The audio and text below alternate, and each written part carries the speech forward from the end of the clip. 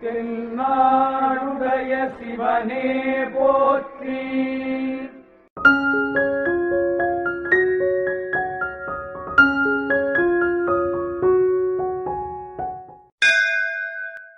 வணக்கம். தேவாரப் பாடல் பெற்ற திருத்தலங்களை தரிசிக்கும் நம் ஆன்மீக பயணத்தில் இன்று திருச்சி மாவட்டத்தில் திருநடுங்களம் என்னும் ஊரில் அமைந்துள்ள அருள்மிகு நடுங்களநாதர் திருக்கோவிலிதாங்க தரிசனம் காண போகின்றோம். ஈசனடி போற்றி, எந்தையடி போற்றி, தேசனடி போற்றி, சிவன் தேவடி போற்றி. சுமார் 1200 ஆண்டுகளுக்கு முன்பு வாழ்ந்த திருஞான சம்பந்தர் இத்தலத்திற்கு நேரில் விஜயம் செய்து இத்தலத்தில் அருள்பாலிக்கும் இறைவன் புகழை தேவாரப்பதிகமாக பாடியுள்ளார். மேலும் அவர் தன் பதிகத்தில் இறைவனை பாடும் பொழுது நின்னை சரணடையும் அடியவர்களின் இடர்களை, அதாவது துன்பங்களை போக்கி அருள்வாய் என்று வேண்டி பாடுகின்றார். அதன் பொருட்டு இத்தலம் அடியவர்களின் துன்பங்களை போக்கும் தலமாக விளங்குகிறது. கோபுர தரிசனம் கண்டு கோவிலுக்குள் சென்றால் வலதுபுறத்தில் ஒப்பிலா நாயகி அம்மன் சன்னதி காணப்படுகிறது. துன்பமில்லாத நிலையே சக்தி, தூக்கமில்லா கல்விழிப்பே சக்தி, அன்பு கனிந்த கனிவே சக்தி.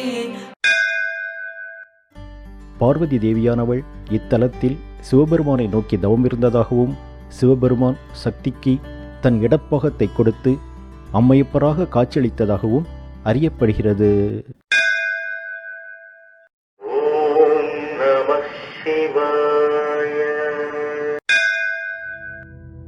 அம்மனை வணங்கி கருவறையில் அம்மையப்பராக அருள்பாலிக்கும் இறைவன் தரிசனம் காண செல்வோம்.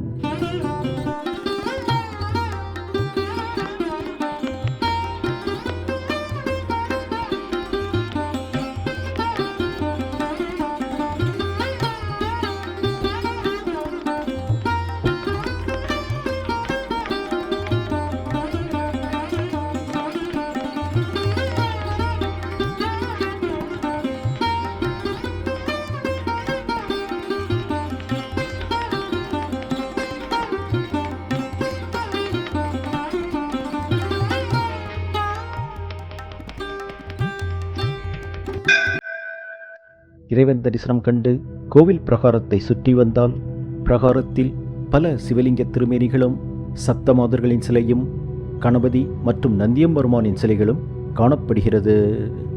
மேலும் முருகன் சன்னதி, சிவபெருமான் அம்மையப்பராக காட்சியளிக்கும் அர்த்தநாரீஸ்வரர் சிலையும் காணப்படுகிறது. அது மட்டுமல்ல, இன்னும் பல இறைவன் திருவுருவங்களும், தேவாரம் பாடிய அப்பர், திருஞான சம்பந்தர் மற்றும் சுந்தரரின் சிலைகளும், திருவாசகம் தந்தருளிய மாணிக்கவாசகரின் சிலையும் அமைந்துள்ளது. சுமார் 1500 ஆண்டுகள் பழமையான இத்தலத்தில் காணப்படும் கல்வெட்டுகளின் மூலம் இத்தலத்தில் பூஜை மற்றும் திருவிழாக்கள் நடைபெறுவதற்கு சுந்தர பாண்டியன், 3ஆம் ராஜராஜன் மற்றும் விஜயநகர மன்னர்கள் பொன் மற்றும் நிலங்களை அளித்ததாக அறியப்படுகிறது.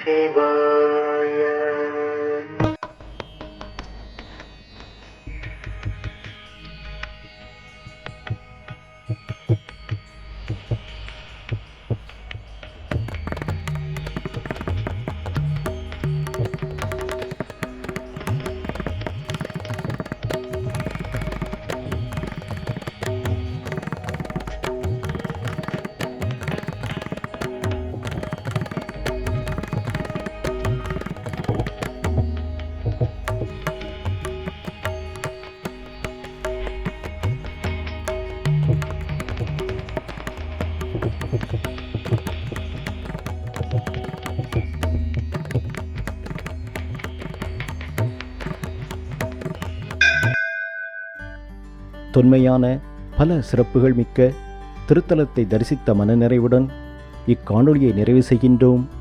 மீண்டும் ஒரு திருக்கோவில் தரிசனத்தில் சந்திப்போம். நன்றி, வணக்கம்.